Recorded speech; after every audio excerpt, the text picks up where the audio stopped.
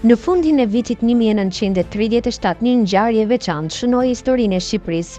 Arjen në Tiranë e konteshës hungarize Geraldina Aponi, e cila do të bëjë më vonë mbretëresha e shqiptarëve. Kjo ngjarje u pasua nga një pritje madhështore dhe një histori dashurie që ka përcjell kufijt fetar dhe kulturor. Geraldina, 22 vjeçare, boriti në Shqipëri në fund të vitit 1937 dhe pas një njohjeje të shkurtër me mbretin Zog, ditën e vitit të ri, ai e pyeti: "A thua se mund të më mbash për gjithmonë, pavarësisht çfarë ndodh në jetën tonë?"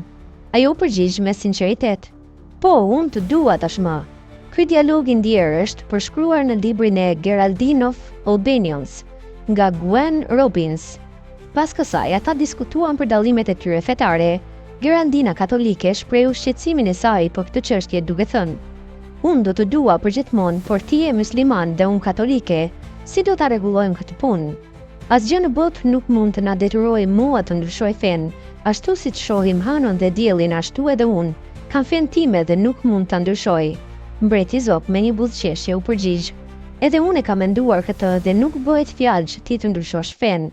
Ne jemi muslimanë europian dhe unë kam shumë respekt për kishën tuaj.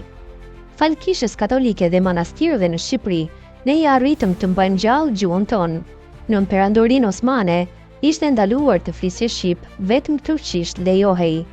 Por nëpër manastire ishte ndryshe, prandaj ne u kemi atyre një borxh të madh që e mbajtëm gjallë gjuhën tonë." Ky dialog tregon për respektin e ndërsjellë dhe për kushtimin që ata kishin për njëri tjetrin, pavarësisht dallimeve të tyre.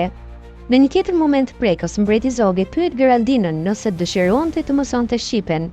Ajo u përgjigj me entuziazëm: "Më jep një mësues, qysh nesër?" Kjo dëshirë për të mësuar gjuhën shqipe tregon për përkushtimin e saj ndaj vendit të ri dhe popullit shqiptar.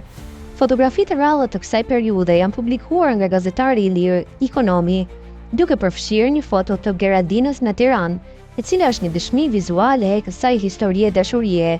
Martesa atyre u kurorëzua më 27 prill të vitit 1938 në Tiranë, duke bërë Geraldinën mbretëreshën e parë të shqiptarëve. Kjo ngjarje u shënua me një ceremoni të thjeshtë por të mbushur me emocione dhe dashuri.